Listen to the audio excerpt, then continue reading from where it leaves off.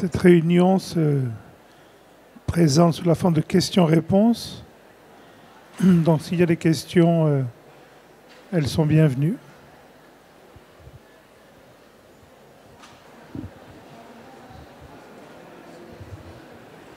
Bonjour. Yoga du Cachemire, est-ce que vous pourriez nous donner une explication qui nous donne quelle est son origine, quelles sont ses grandes tendances par rapport à d'autres approches? L'expression yoga du Cachemire est une expression moderne qui n'a pas sa place dans le texte traditionnel. Abhinavagupta parle de Yogananda, la joie du yoga, pour décrire son yoga. On emploie cette expression pour pointer vers un ensemble d'enseignements qui s'est présenté vers le tôt Moyen-Âge au Cachemire et dont la différence essentielle avec les autres formes de yoga, il y en a de nombreux bien sûr, et que généralement le yoga, que ce soit de l'école de Patanjali, que ce soit des différentes sectes indiennes, le yoga est généralement présenté comme un moyen, comme une discipline ascétique qui amène un résultat spirituel. Pour Abhinavagupta, dans le Tantraloka, qui est l'œuvre majeure de ce maître, Abhinavagupta dit dans le chapitre 6 que le yoga ne mène pas à la clarté, que le yoga ne mène pas à Shiva, c'est Shiva qui mène au yoga. C'est-à-dire que la démarche yogique est pour nous une expression de la clarté et non pas un moyen.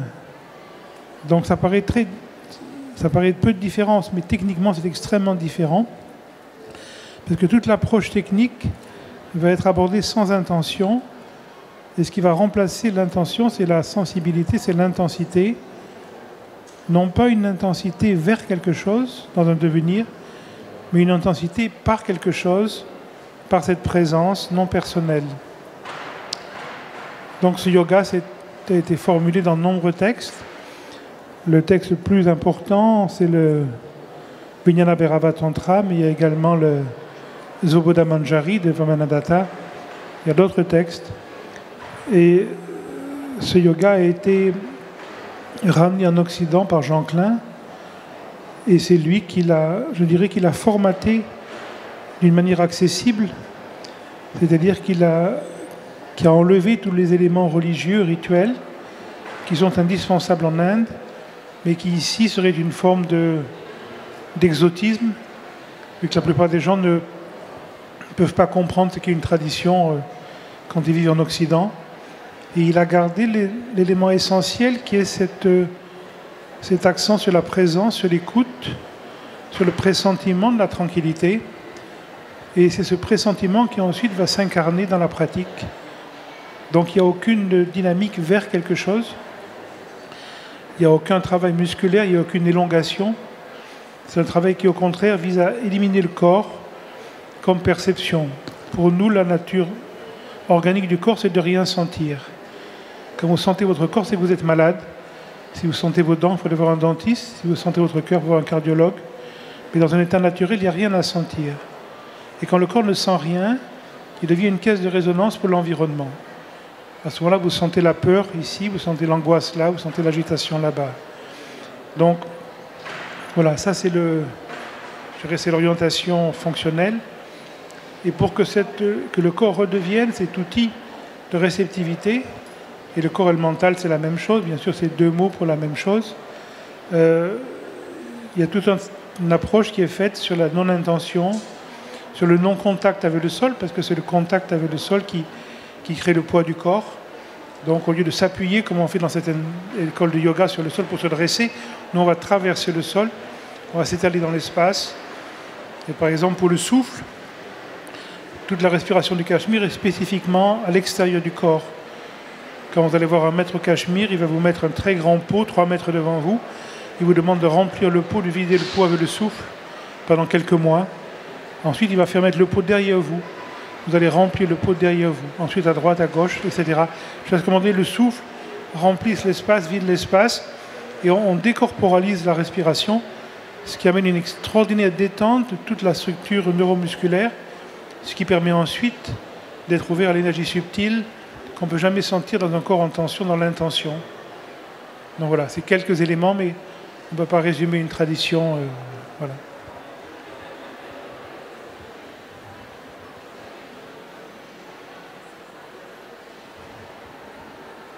Bonjour. J'aimerais savoir qu'est-ce qui a déterminé votre engagement vers cette forme de yoga.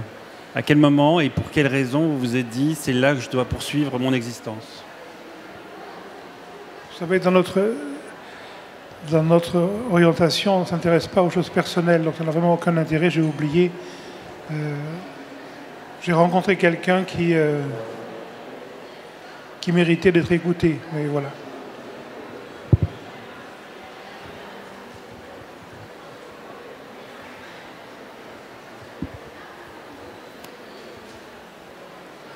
Bonjour. Alors, je rebondis sur la question, mais dans ce cas-là, comment se font les rencontres qui permettent aux gens d'aller vers cette tradition?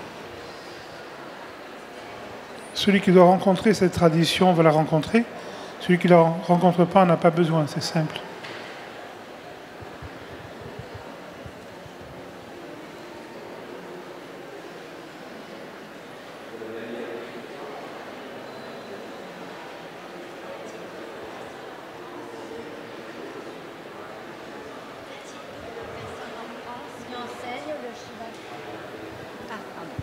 Y a-t-il d'autres personnes en France qui enseignent le shivaïsme du Cachemire? Alors, vous savez, le shivaïsme du Cachemire a plusieurs facettes. Il y a des gens qui enseignent les textes, comme Colette Poggi. Il y a des gens qui enseignent quelque chose qu'ils appellent le shivaïsme du Cachemire. Je ne les connais pas.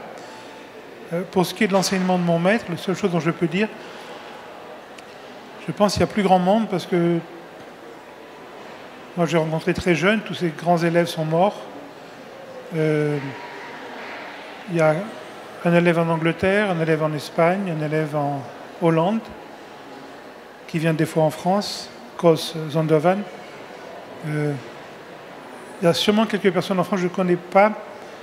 Tous les élèves de Jean Klein qui enseignaient en France, que je connaissais, sont morts maintenant.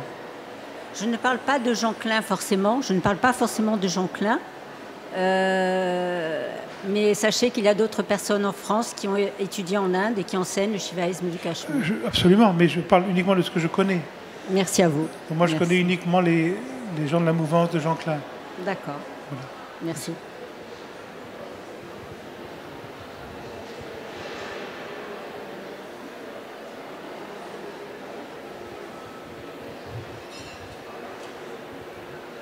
Oui, bonsoir. Est-ce que vous pourriez nous indiquer un manuel, quelque chose pour enseigner les postures, un travail là-dessus, en dehors de vos livres qui sont peut-être moins techniques? Vous savez, une technique, c'est une adaptation. Donc, il ne peut pas y avoir de bon manuel. Il n'y a pas de bon manuel pour apprendre la boxe. Il n'y a pas de bon manuel pour apprendre le piano. Donc, honnêtement, les textes traditionnels demandent à être formatés à la mentalité occidentale. Et je ne vois pas comment on pourrait faire un manuel technique.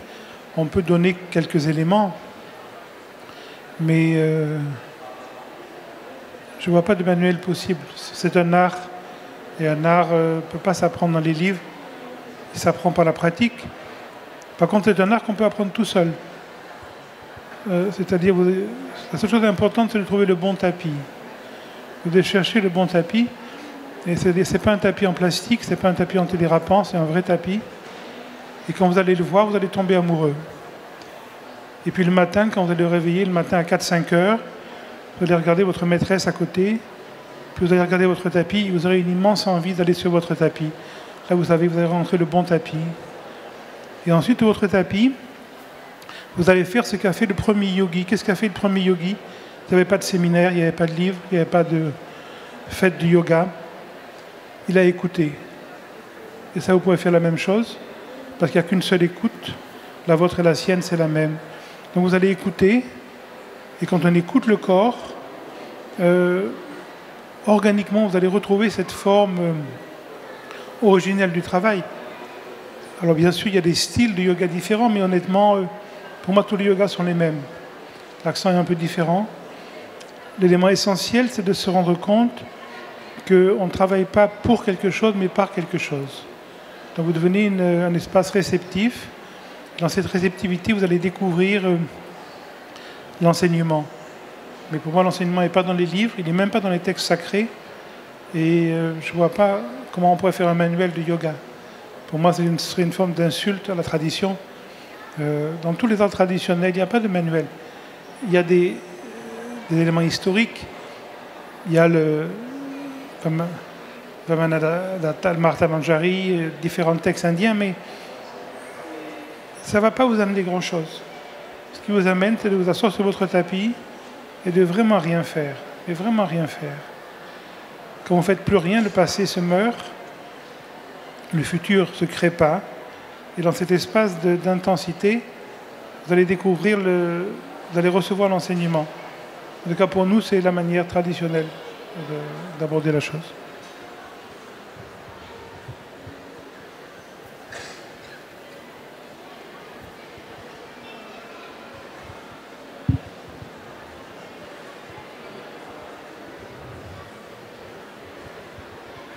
Bonjour, merci d'être venu. En fait, donc, l'espace de créativité qu'on peut trouver, c'est justement dans ce rien faire. Oui, il n'y a rien de plus créatif que le rien faire. Donc il faut trouver cette... Mais honnêtement, le yoga du Cachemire n'est pas plus créatif que quoi que ce soit d'autre. Si vous apprenez les arts de combat, c'est la même chose. Si vous tirez à l'arc, c'est la même chose. Si vous êtes poète, c'est la même chose. Que fait un poète? Il ne fait rien. Il écoute. Dans cette écoute, le geste va venir. Dans les arts de combat, qu'est-ce qu'on fait? On ne fait rien. Dans ce rien faire, le mouvement juste vient. Dans tous les arts traditionnels sont basés sur cette non-activité, que les Chinois appellent le wu-wei, non-agir. Ça, c'est la base de l'enseignement. Ensuite, comment cette créativité va sortir? Ça va être différent chez vous et chez moi, selon notre passé, selon nos limites. Et ça, c'est secondaire. Mais il y a d'abord cette écoute, et la base de toute pratique, c'est vraiment l'écoute. Ensuite, il peut y avoir quelques éléments techniques qu'on va vous transmettre, mais ils ne sont pas plus intéressants qu'une autre tradition. Au Cachemire, on met beaucoup l'accent sur l'élément artistique. Abhinavagupta a plus écrit sur le théâtre et la poésie que sur la période philosophique. Pourquoi? Parce qu'il dit très clairement dans le Tantra Loka que celui qui contemple un spectacle de danse ou de musique sans se référer à lui-même, en restant dans ce qu'il appelle l'homme de cœur, le Charidaya, celui-là est plus près de comprendre la vérité, parce qu'il se lâche complètement personnellement, que le yogi dans sa grotte qui fait des efforts pour arriver, et qui lui finalement arrive uniquement à étoffer son ego. Donc ce qui est important, c'est la réceptivité. Cette réceptivité n'est pas liée à une situation. Dans tout l'enseignement traditionnel, il est uniquement fait pour vous ouvrir à votre propre réceptivité. C'est pour ça que l'enseignement doit être invisible, il doit être allusif, il doit être spatial. Il ne peut pas être formaté dans un quelconque enseignement théorique. Et c'est pour ça qu'il ne peut pas y avoir de livre. En tout cas, moi je me sentirais incapable de faire un livre technique dessus. On peut donner des éléments, mais on ne peut pas apprendre avec un livre. Il faut apprendre sur le tapis. Donc, il faut chercher le bon tapis.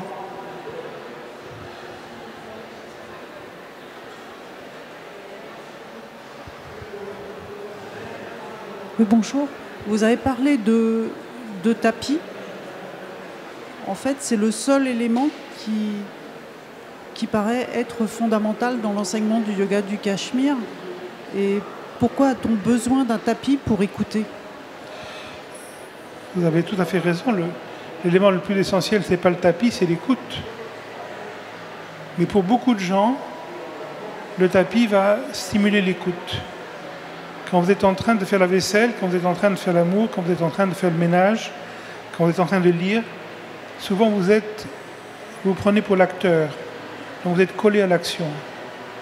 Quand vous asseyez sur un tapis, du fait qu'on vous a dit qu'il n'y avait rien à faire, qu'il n'y avait rien à arriver, qu'il n'y avait pas de devenir.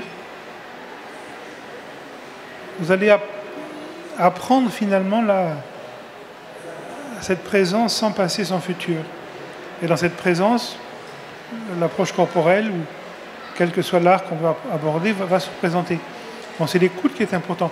C'est l'écoute qui vous fait rencontrer le bon tapis. Vous l'avez peut-être déjà croisé sans le voir parce que vous cherchiez quelque chose. Mais si vous prenez sans recherche, le tapis vient à vous. Et le tapis peut aussi être invisible.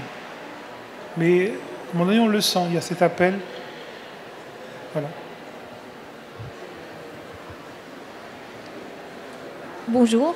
Et merci de votre message. Merci pour cette fraîcheur que vous nous amenez. Je vous ai déjà entendu parler de manière très belle des émotions. Et j'ai un peu oublié. J'aimerais que vous nous redisiez que faire des émotions qu'on perçoit, qu'on reçoit. L'émotion, c'est le cœur de la vie. Et avant Abhinavagupta, chez les grammairiens, on avait catalogué les émotions, mais très théorique comme font les Indiens. Mais Abhinavagupta a ajouté une émotion. À toutes ces émotions, il a ajouté l'émotion de je suis, c'est la tranquillité. Et il a formulé pour la première fois dans l'histoire de l'Inde que toutes les émotions viennent de la tranquillité et se meurent de la tranquillité.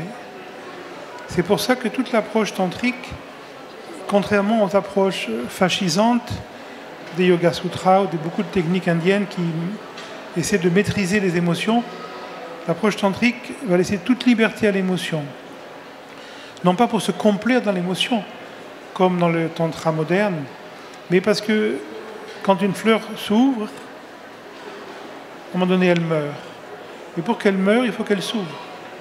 Donc on va laisser l'expérience émotionnelle de plus en plus libre sensoriellement, sans la pensée, sans la compréhension, sans la réflexion, sans la justification, sans la critique. Simplement l'expérience tactile de l'émotion, de la peur, de la jalousie, de l'anxiété, du désir, complètement devenir vivante, tactilement, sentir l'émotion. Si votre chien vous demande comment tu sais que tu as peur, vous allez lui dire je le sens. Là, vous le sentez. Donc on peut sentir la peur. Et quand on laisse la sensation de peur vivre, d'abord très vite on n'a plus peur. Et ensuite la peur devient une dynamique tactile et une dynamique qui s'ouvre naturellement, qui s'ouvre. À un moment donné, perd sa caractéristique de tension. Et va ramener à la conscience. Finalement, le grand texte de cette tradition, le Vijnana Tantra, parle uniquement de laisser vivre l'émotion pour qu'elle puisse mieux se mourir. Et ce n'est pas que ce texte, on a également ça dans les chez Utpaladeva, qui va aussi décrire l'apparition de l'émotion et sa disparition comme étant la clé royale pour pressentir la conscience. Donc le travail du yoga dans le sens classique est uniquement une préparation du fait que dans le yoga du Cachemire, on va travailler très en demi-teinte. C'est-à-dire on ne va jamais créer un corps dans une position, dans un asana. On va toujours travailler à vide. Donc quand vous allez revenir d'un asana à vide, il ne se passe presque rien physiologiquement. Si vous revenez d'une pose musculaire, il y a beaucoup de choses. Tout ce qui se détend, ça crée beaucoup d'événements sensoriels. Mais si je lève le bras complètement vide, quand je vais revenir, l'épaule étant déjà complètement lâchée, il n'y a rien qui va lâcher. Mais il y a à ce moment-là comme une effluve tactile qui va monter, justement parce qu'il n'y a aucun lâche-prise musculaire. C'est un peu comme quand vous jetez un vieux sac de blé sur une table de ferme. Vous avez le sac qui heurte la table et la poussière qui monte et la poussière qui descend. On dit au Cachemire que quand une pose de yoga est finie, c'est comme quand vous jetez une pierre dans un lac. Quand la pierre arrive au fond du lac, vous êtes revenu de la pose. Mais à la surface du lac, il y a tous les cercles. Ça, c'est après la pause. On doit laisser complètement mourir tous ces événements sensoriels qui sont après la pause C'est pour ça qu'on va rester des fois plus longtemps après une pause que pendant la pause. Cette pratique va vous amener, que dans un moment d'intensité de peur, de jalousie, d'anxiété, de pouvoir avoir la sensibilité de sentir où dans le corps d'abord se trouve l'émotion. Et vous allez partir de cette région, le ventre, la mâchoire, le plexus, et vous allez vous laisser faire. Pas de justification, pas de critique, rien à comprendre. Simplement vivre tactilement l'émotion. Cette émotion va commencer à parler et va à un moment donné se déployer dans tout le corps, même se déployer à l'extérieur du corps. Ça, c'est vraiment le cœur de la pratique interne. C'est un totalement passif d'intention, actif de présence. Donc c'est cette double polarité qu'il faut trouver. C'est pour ça que combien il est important que le travail corporel, les asanas, les pranayamas, soit vraiment fait à vide.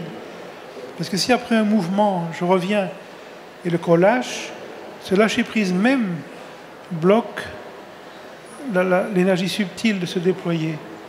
Il faut qu'après une pause, rien lâche. À ce moment-là, l'énergie va vraiment devenir ascensionnelle. Donc tout le travail corporel est uniquement fait pour mieux être disponible à l'aspect émotionnel de la vie.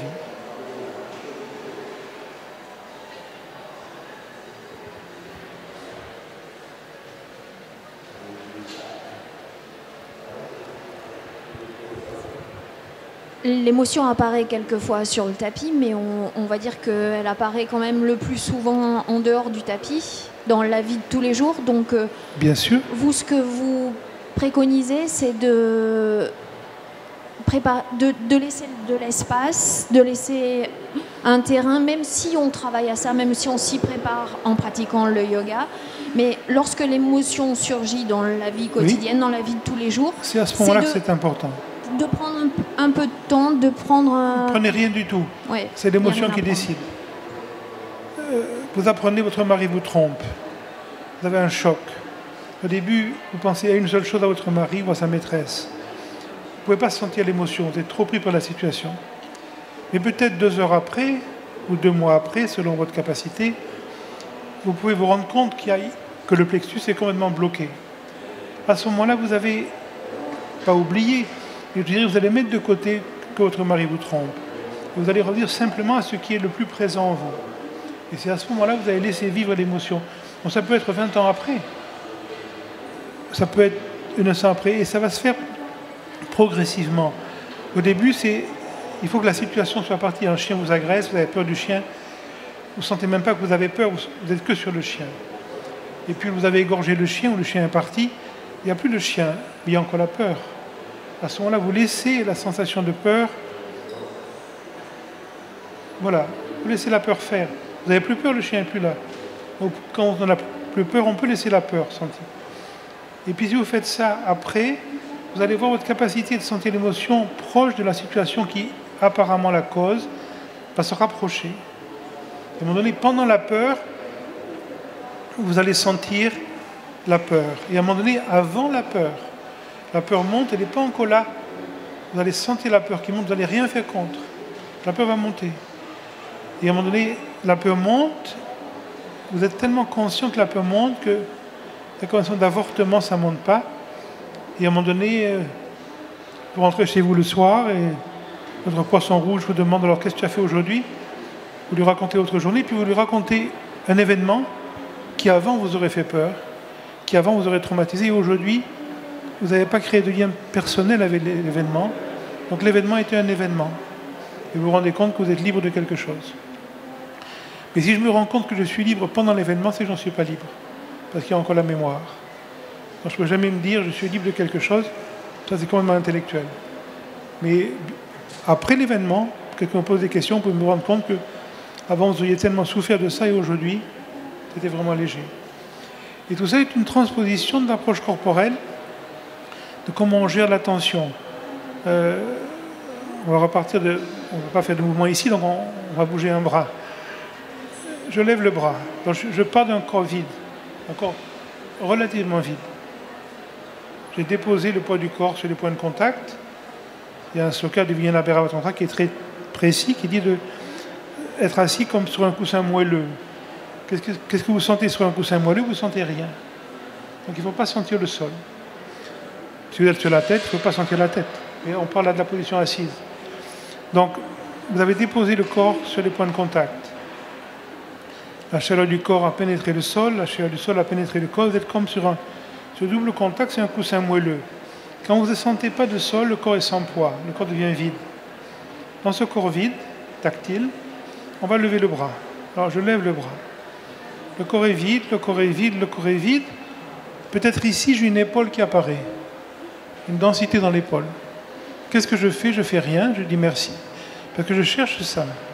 Je cherche à voir ce qui est en moi comme empêchement. Je me détends surtout pas. Je ne vais pas faire du yoga, dire je détends l'épaule. Non, non, non. Dans le yoga Cachemire, on ne détend jamais. Quand il y a une tension, je suis content. Donc j'ai découvert une tension dans l'épaule. Je sens la tension et je vais revenir très consciemment. Je fais rien, je fais rien, je fais rien. Et éventuellement, quand je suis revenu, l'épaule va lâcher. Deuxième étape technique. Je lève le bras. Il n'y a rien, il n'y a rien, il n'y a rien. Il n'y a pas d'épaule, il n'y a pas d'épaule, il n'y a pas d'épaule. Peut-être il y a une épaule. Je sens la tension, je ne détends pas l'épaule. Je sens la tension. Je reviens consciemment, je reviens consciemment, je reviens consciemment. Et éventuellement, avant de revenir complètement, l'épaule a lâché. Alors je repars. Il n'y a rien, il n'y a rien, il n'y a rien, il n'y a rien, il n'y a rien. Il y a peut-être une épaule. Je m'arrête, je sens l'épaule. Je ne détends pas l'épaule. Je reviens, ça a déjà lâché. Alors je repars. Il n'y a rien, il n'y a rien, il n'y a rien. Je sens l'épaule. Je ne reviens pas. Hop, ça a lâché. Il n'y a rien, il n'y a rien. Je sens que l'épaule va se faire. Elle ne s'est pas encore faite. Je m'arrête avant qu'elle se fasse. Et je peux continuer sans qu'elle se fasse. À un moment donné, je sens que l'épaule peut se faire. Je ne fais rien contre. Et ça ne se fait pas. Tout ça, on travaille dans toutes les poses. Pose en avant, pas de corps, pas de corps. Le corps, on arrête. On sent. On revient. Ça meurt. On repart. Jusqu'à on veut faire la pause. Complètement à vide. Si on travaille le corps comme ça, et des pranayamas comme ça, sans pousser l'expire, sans tirer l'inspire, il y a une transposition qui se fait immédiatement dans la vie émotionnelle. C'est la seule raison du yoga physique.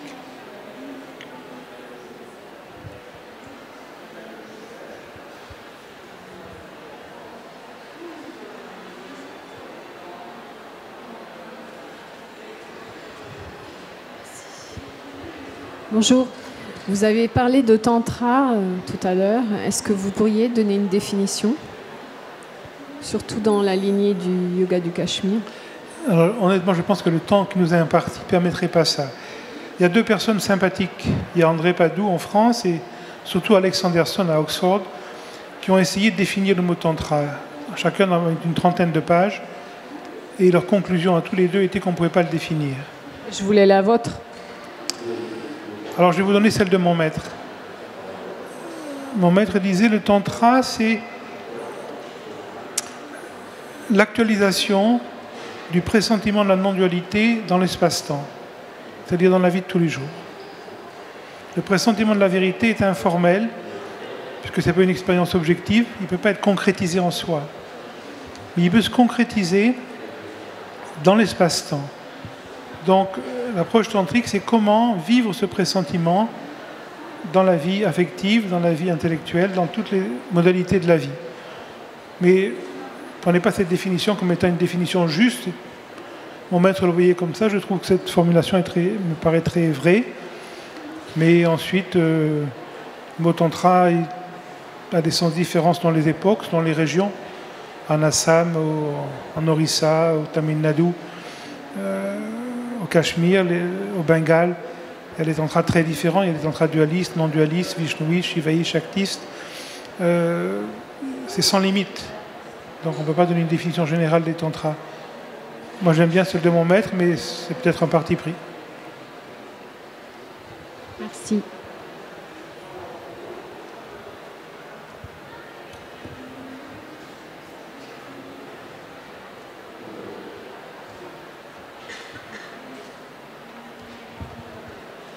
Et l'amour dans tout ça, vous le reliez à cet espace de tranquillité? Est-ce que j'ai mal entendu? Je disais l'amour dans tout ça, vous le reliez à cet espace de tranquillité? Vous savez, les mots définissent pas la vie, les mots pointent vers la vie. Donc pour moi, le mot tranquillité, le mot présence, le mot intensité, le mot amour, c'est tous des mots qui pointent vers la même chose. Selon le moment, on emploie un ou l'autre, mais les mots ne veulent rien dire. Je n'ai aucune idée de ce que vous entendez par amour, et vous ne pouvez jamais comprendre ce que moi j'entends par amour. Donc si tous les deux on dit l'amour c'est ça, on va se mettre d'accord sur un mot, mais qu'on ne comprend pas tous les deux de la même manière. Donc les mots sont très peu importants, en tout cas pour moi. Il faut être, sauf si on est un poète, dans ce cas-là, mais un poète, ce qui est important c'est le rythme, c'est pas le mot même. De toute manière, mais pour moi tous ces mots pointent vers la même chose. Merci.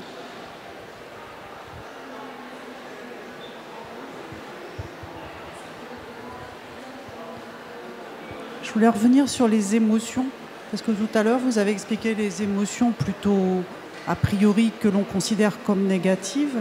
Mais si on prend la joie, est-ce qu'on la laisse la sensation tactile de la joie ou la sensation émotionnelle dans le corps et dans cet espace-temps, comme vous décrivez, de la joie, qu'est-ce qu'on en fait de la joie? Ce que vous appelez comme émotions négatives sont des émotions qui amènent une contraction. Ce que vous appelez comme émotions positives, c'est des émotions qui amènent une expansion. Donc le plaisir ou la joie sont organiquement plus proches de la vérité que la tension et la douleur. Mais vous avez totalement raison. À un moment donné, dans l'approche tantrique, on va vous dire, quand vous mangez une glace au chocolat, goûtez la glace au chocolat et donnez-vous à la joie, oubliez la glace. Quand votre amant vous a quitté, oubliez votre amant, donnez-vous au ressenti. Quand vous avez acheté ou volé une nouvelle voiture, vous avez la joie d'être assis dedans, sentez la joie, oubliez la voiture. Mais ça se fait naturellement, vous avez raison, et Jacques Lucero, dans son très beau livre « Le monde commence aujourd'hui », dit justement l'importance de se libérer des émotions positives, tant que des négatives.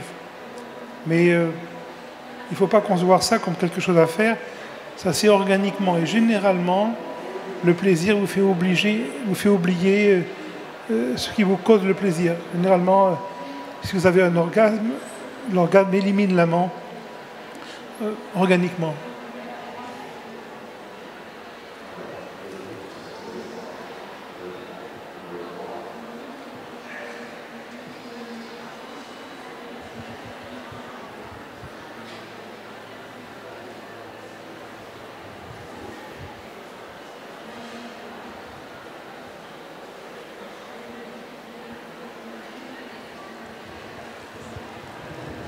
Bonjour. Est-ce que vous pouvez nous dire quelques mots sur la vibration ou le spanda, ce que vous avez?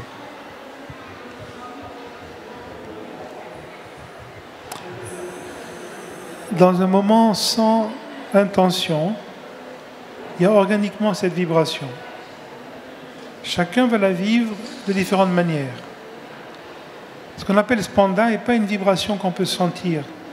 C'est faux de dire je peux sentir spanda. Et vous sentez une transposition de spanda à l'aide des 5 sens. C'est-à-dire que le cerveau va interpréter auditivement spanda, olfactivement spanda, visuellement spanda, gustativement spanda ou tactilement spanda. Donc des fois, c'est vrai, on va sentir la vibration. Des fois, on l'entend comme une note. Des fois, on la voit, des fois, on la goûte. Tout ça sont des transpositions cérébrales. Donc, si vous laissez libre la transposition, elle va passer par un certain nombre de cheminements, on pourrait dire, pour employer les termes du yoga classique, de purification, et va ramener directement au cœur.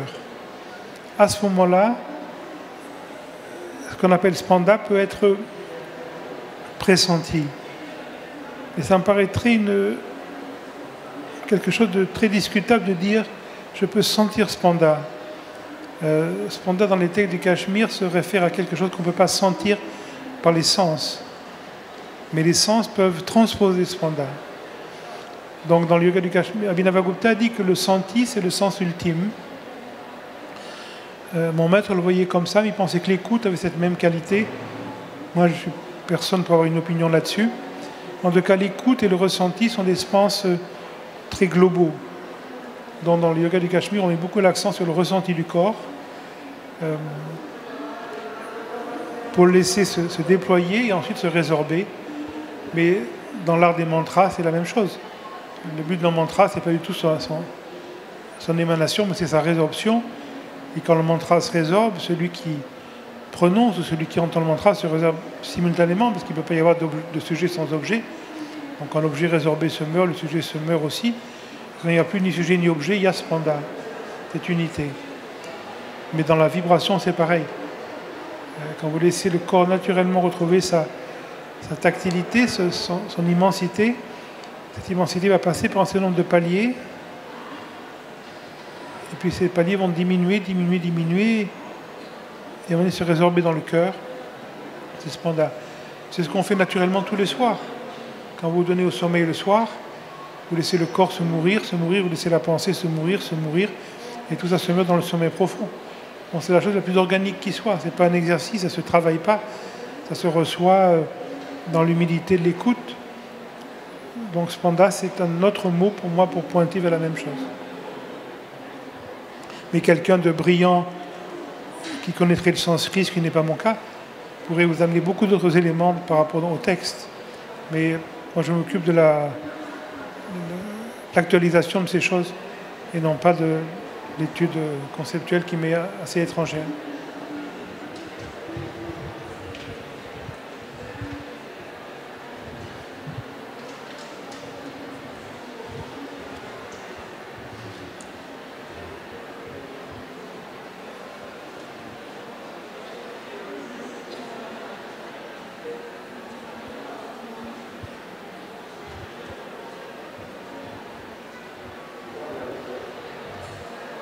Vous faites souvent référence à votre maître. Je m'excuse.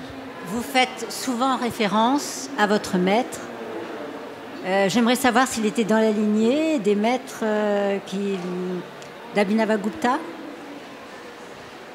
Non, mon maître. Parce qu'il n'y a pas de, vous le savez. Mon maître était un homme humble.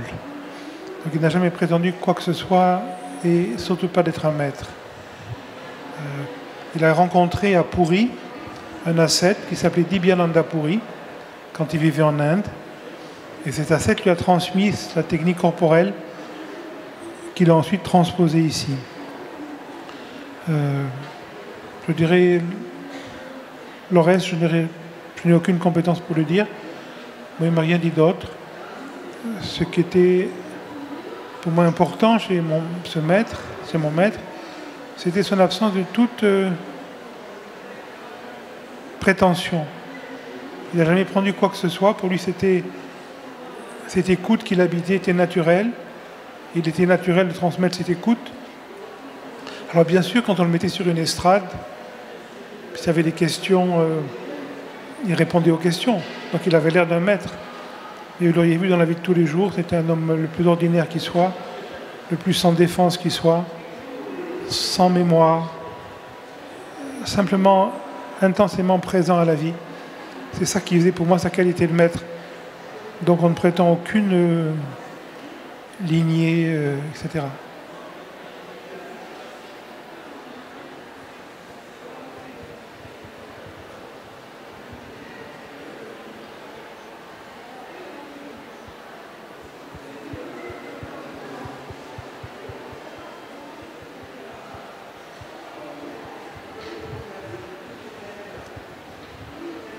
Merci pour votre venue. Je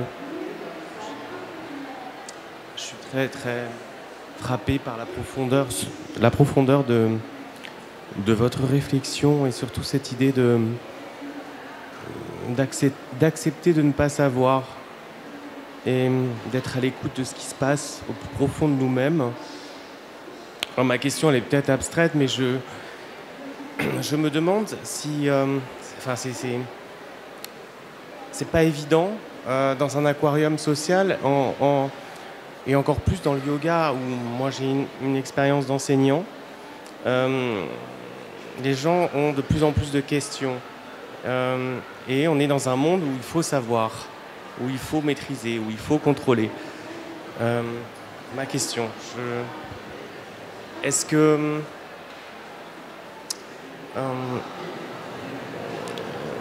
est-ce qu'il faut tout simplement un certain équilibre déjà à la base pour pouvoir être dans cette pratique de yoga du Cachemire? C'est ma question. Vous savez, l'équilibre, c'est un imaginaire bourgeois. Qui c'est qui est équilibré dans cette pièce?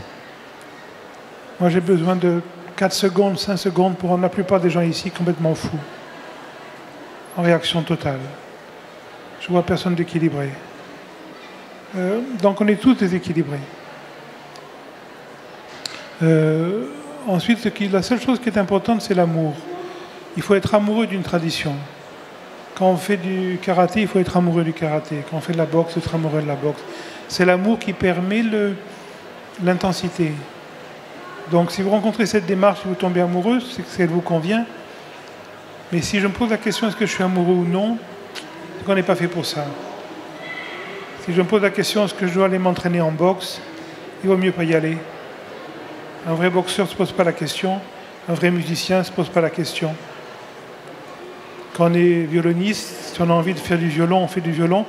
Si on n'a pas envie de jouer du violon, on fait du violon. Dans le yoga, c'est la même chose. Ce qui sous-tend l'intensité, c'est l'amour. Par contre, vous avez totalement raison, on veut le savoir. Qui pourrait prétendre connaître quelque chose? C'est quand même un bidon de connaître. On ne peut rien savoir. Les gens ne savent pas, ils répètent ce qu'ils ont lu. La littérature du yoga est encore plus nulle que celle d'autres domaines. Mais on ne peut rien savoir. Donc avec vos élèves, avec les gens qui viennent vous voir, il faut humblement dire, mais on ne peut pas savoir. Par contre, on peut écouter. Et quand on écoute, on découvre des choses. Et ce qu'on découvre aujourd'hui, ce qui est vrai aujourd'hui est faux demain. Que demain l'écoute sera différente. Donc on ne peut pas avoir de savoir. L'apprentissage du yoga, comme tous les arts traditionnels, c'est une constante questionnement, une constante créativité, une constante remise en question. Il n'y a rien de juste dans le yoga. Par contre, on voit tout ce qui est faux. L'intention, la préméditation, l'arrivisme, la volonté, la stratégie. Donc je vois en moi tout ce qui est faux. Mais je ne peux pas aller vers ce qui est juste. Donc l'histoire d'un savoir qu'on pourrait transmettre est complètement anti-traditionnelle. Dans l'Inde, c'était différent parce qu'à l'époque, le savoir était codifié par la mémoire. L'Inde est un pays oral. Contrairement à ce que beaucoup de gens imaginent, les textes n'ont aucune importance en Inde. C'est la tradition orale qui est importante. Le Veda a été entendu, la Shruti a été entendue, elle n'a pas été lue. Donc, toute la tradition indienne est entendue. Donc, comme elle est entendue, elle doit être transmise par la parole. Ce qui a créé le lien très exceptionnel maître-élève en Inde. Parce qu'à l'époque de l'Inde traditionnelle, presque personne ne pouvait lire. Donc la seule manière de recevoir l'enseignement, c'était la parole. Donc, mais ça, c'était l'Inde traditionnelle. Maintenant, vous avez Internet, vous cliquez Vijnana Bhairava Tantra, vous avez 12 traductions, etc. Donc la vie est différente. C'est pas forcément plus facile. Mais donc le savoir qui était indispensable au niveau mémoriel est différent maintenant. Ce qui est important pour quelqu'un, c'est pas d'apprendre les textes. Alors on peut tomber amoureux du Shivaïm du Cachemire, moi c'était mon cas, mais ça c'est presque un jardin personnel, pourquoi pas. Voilà, je suis amoureux de ça, je suis amoureux des arts de combat, mais ça n'a pas d'importance. Ça n'a rien à voir avec l'enseignement direct. L'enseignement direct n'est pas basé sur les textes, il n'est pas basé sur l'enseignement, il est basé sur la présence, il est basé sur l'écoute. C'est ça le véritable enseignement. Le reste, c'est à la surface. Les textes, c'est à la surface. Le savoir, c'est à la surface. Donc on peut des fois, dans des cas précis, quand des gens sont des gens très cérébraux, on peut les orienter vers des textes, on peut discuter avec eux de certains sens. Ceux qui connaissent le sanskrit, c'est merveilleux, les racines sanskrites. Mais tout ça, pour moi, c'est à la surface. L'enseignement, il est de cœur à cœur, il est dans l'écoute, et c'est ça qu'on va pointer, c'est ça qu'on va chercher à révéler finalement chez la personne qui vient, et non pas un savoir de quelque chose Donc pour moi, le savoir est quelque chose qui n'a pas sa place dans l'essentialité, mais il peut par contre aider à une certaine formulation. Le maître de mon maître à l'Épandégie, mon maître musée, il savait tout, sur tous les sujets. Il y a des gens comme ça. Mais c'est pas pour ça que c'était un maître. C'était un maître parce qu'il était libre de tout son savoir. Et en plus, il savait tout. Donc le savoir ne gêne pas, et le savoir en soi est à côté de la tradition.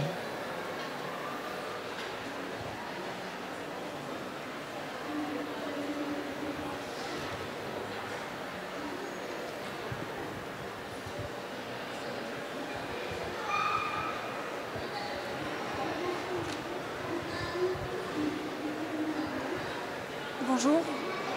Je voulais vous demander, en fait, à partir de quel moment on sait, comme on parlait du savoir, à partir de quel moment on sait que les choses sont impermanentes et à partir de quel moment on a réellement conscience intérieurement de toute cette impermanence des choses, de toute cette mouvance, etc. C'est normal de chercher à savoir. L'enfant cherche des repères, il cherche des sécurités. Il croit au Papa Noël, il croit à l'amour. Il y en a qui croient à la démocratie, il y en a qui croient à l'écologie, il y en a qui croient à des tas de choses, et c'est respectable. Et puis à un moment donné, il y a un mûrissement qui se fait dans la vie. Et c'est normal, quand vous êtes jeune, vous cherchez à vous étouffer. Quand vous êtes jeune, vous cherchez à vous muscler. Quand vous êtes jeune, vous cherchez à savoir. Quand vous êtes jeune, vous cherchez à être aimé. Quand vous êtes jeune, vous cherchez à apprendre, vous cherchez peut-être un gourou, un enseignement. Ça fait partie de la vie.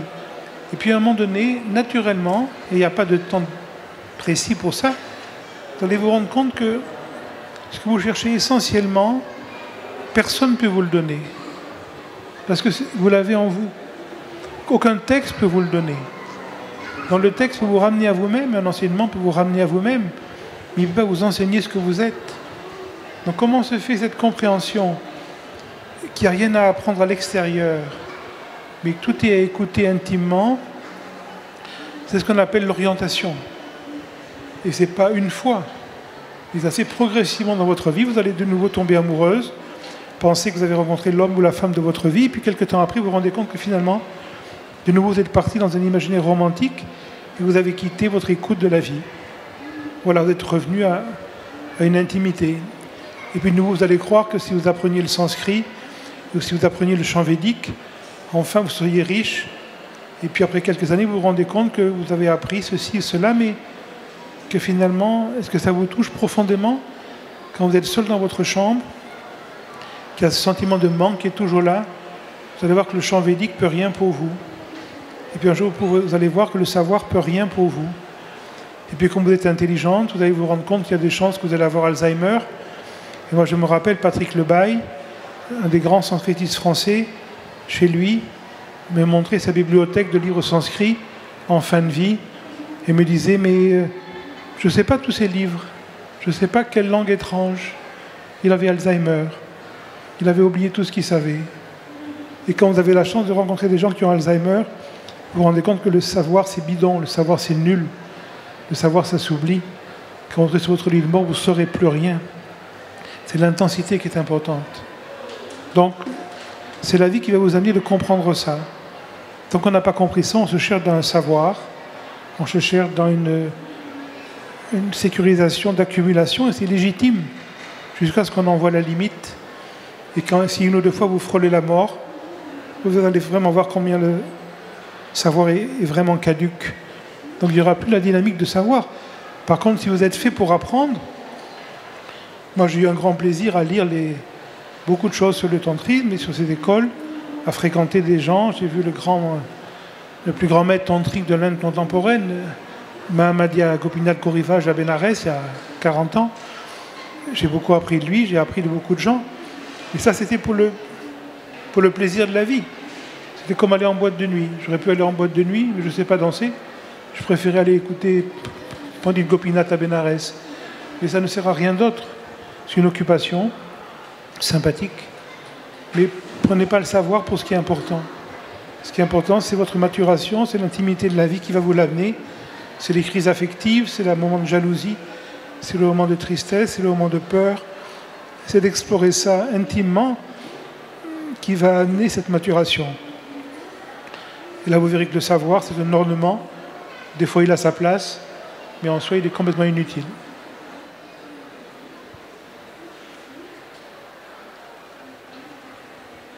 On nous dit que c'est fini, alors merci d'être venu.